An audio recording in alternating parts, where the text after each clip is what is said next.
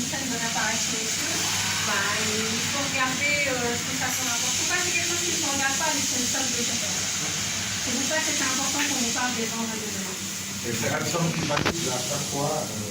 Tant que les rames sont couvertes, sinon on peut sauter la gamme.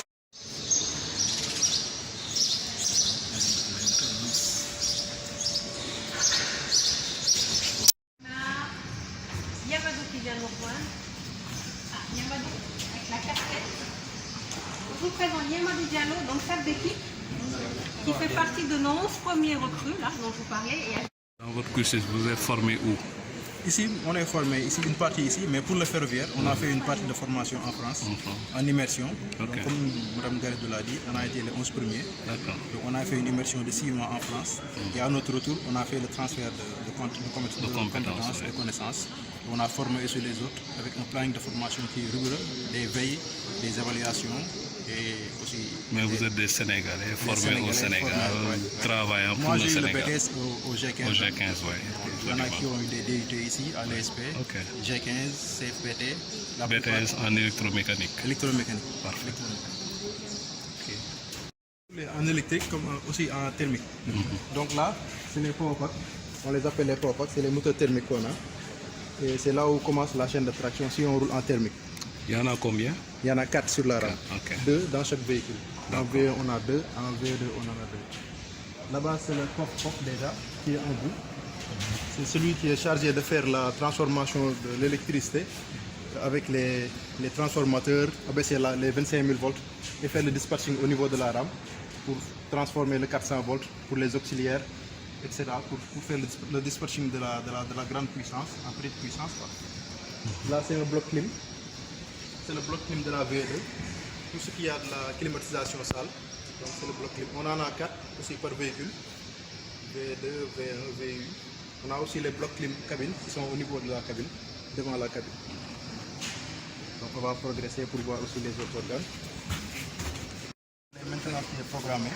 Donc il y a des maintenances par 15 jours, par 56 jours, par 112 jours. Et des maintenances annuelles aussi. Ah d'accord, donc la maintenance c'est pas chaque jour? Non, c'est pas chaque jour, ça dépend. Chaque rame a un programme de maintenance qui est bien défini en fonction de la périodicité. Par Alstom quoi?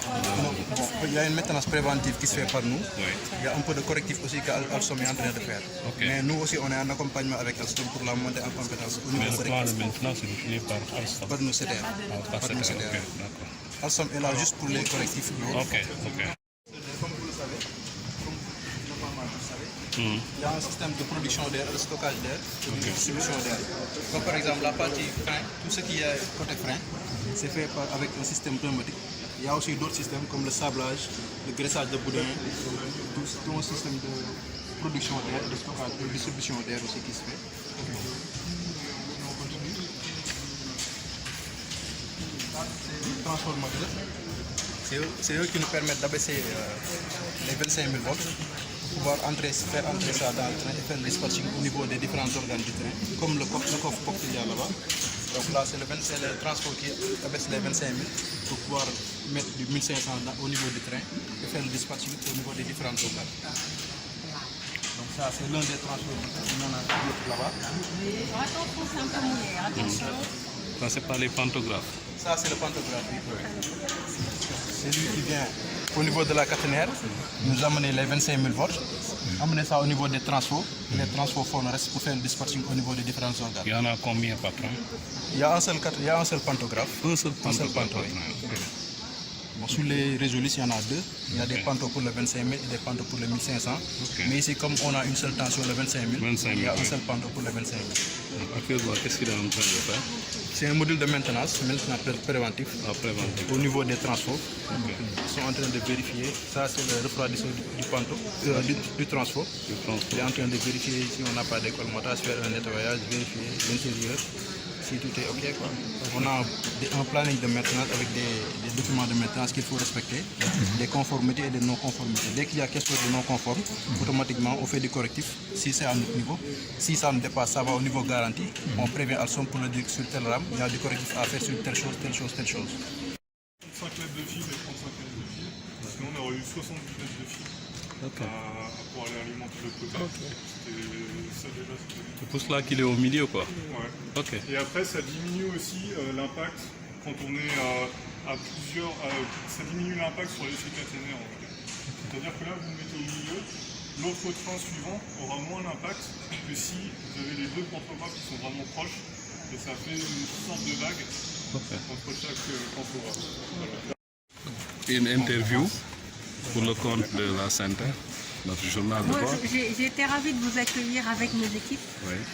pour vous présenter les activités de maintenance et également les enjeux de demain. Moi, je compte sur vous et je sais aussi compter sur vous pour nous aider à faire en sorte que les rames soient entretenues et qu'on ait les moyens de le faire pour faire en sorte qu'elles puissent vivre les 30 à 40 années qui sont prévues par le constructeur. Madame Galidou, nous avons remarqué que le TER, lorsque le président de la République le prenait, c'était une femme qui conduisait. Et ici, au niveau du centre de maintenance, c'est une femme qui dirige. Est-ce que le TER est féminin? Le TR est résolument féminin et d'ailleurs le TR de Dakar est une fierté en ce sens quand on regarde les autres réseaux du monde. On a des femmes dans beaucoup de domaines et également dans des domaines techniques.